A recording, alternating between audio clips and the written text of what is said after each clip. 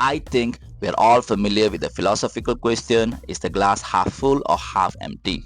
It denotes a case where our perception of reality influences our experience of reality more than the reality itself. The reality is that 50% of the glass contains water. The perception as to whether this means the glass is half full or half empty, however, will determine how we experience this reality. If we perceive it as half full, we might be delighted and count our blessings. If we perceive it as half empty, we might lament and curse our fortune. A recent example about whether the glass is half full or half empty played out when President Putin and PMX Anwar shared a joke during Anwar's visit to Russia last week. For context, what happened in Moscow was that when Putin had taken Anwar to a tour of the Kremlin palace, while showing Anwar the Grand St. Andrew's Hall, he pointed out at 3 thrones and asked Anwar, "There are 3 thrones here. One of them is for the Tsar, the second is for his wife. Who do you think the third one is for?" Without missing a beat, Anwar replied, "The second wife."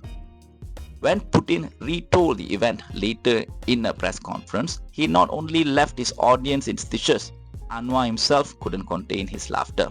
Now, when I heard about the event and I saw the video of the press conference where Putin would tell the joke, I laughed heartily because I found it as funny as Putin intended it to be. I also felt proud that Putin and our own Prime Minister shared a joke. In my mind, Putin is one of the most, if not the most, admirably masculine leader on the global stage today. He is a masculine figure that other masculine males, like myself, use as a role model to study how to be an exemplary boss, elder, brother, friend, protector, commander, leader, and even elder. One of the best ways that a masculine spirit acknowledges and validates another masculine spirit is by cracking jokes with them. When you join a football team or an army, for example, you only know that your teammates have accepted you as one of them when they start cracking jokes with you. That President Putin was cracking a joke with Anwar when he is usually very somber and serious with other world leaders is a sign that Putin sees Anwar as a peer and equal. The fact that such a masculine world leader who rules a great country like Russia was treating our own PMX as a peer and an equal is something that I personally found to be immensely satisfying and delightful. In other words, the glass was not only half full, it was brimming full for me. For other people like Bersatu Information Chief Datuk Wan Saiful Wan Jan, however, not only did he find the humorous exchange between Putin and Anwar not funny, he would go so far as to describe it as a case where Putin was publicly mocking Anwar's ignorance, as well as a case of Putin imposing his dominance upon Anwar. Veteran journalist and blogger Dato' A. Kadir Jassin, echoing Wan Saiful, would also see the incident as a costly blunder that was an oversight in diplomacy and decorum. This is especially so in a non-Muslim country like Russia, where polygamy is banned for followers of all religion, he banned on his Facebook page. The Russian family law clearly states that marriages can only be between man and woman, and they cannot be married to other people at the same time. Russia also does not recognize polygamy practiced in foreign countries. Same-sex marriage is also prohibited, Kadir wrote. So logically, our head of state or head of government does not joke about religion or polygamy. If you're unsure who sat on the third throne, just say you don't know, Kadir would say, and overanalyze a simple joke between two guys by using everything from the Russian family law to same-sex prohibition to how different cultures treat polygamy to make his point.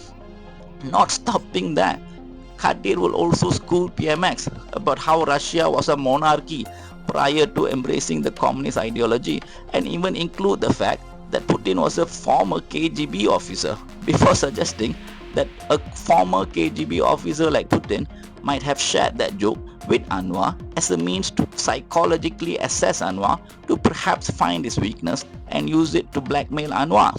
Those interested can Google the story of how the Soviet Union trapped the then British War Minister Lord Profumo by baiting him with a girl called Christine Keeler, Kade would also add critically to reacquaint us with the Profumo affair, which occurred 60 years ago. 60 years ago, as if it happened yesterday.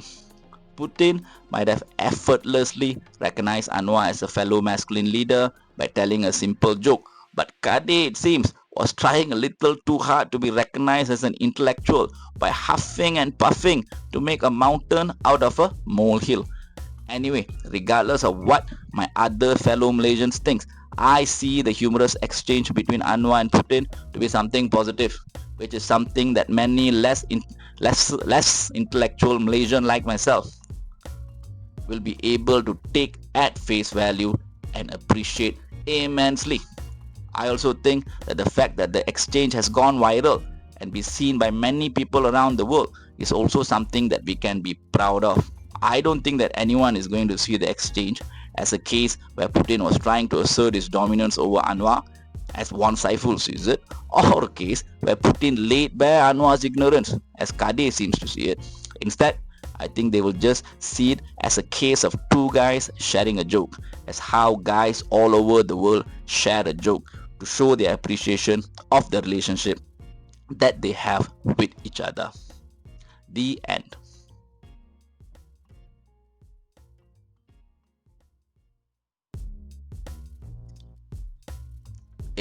If you're hearing this, it means you have watched this video until the end, right? If you have watched it until the end, give it a like lah. If you can subscribe, comment or share, even better. Take care, have a good day and see you soon.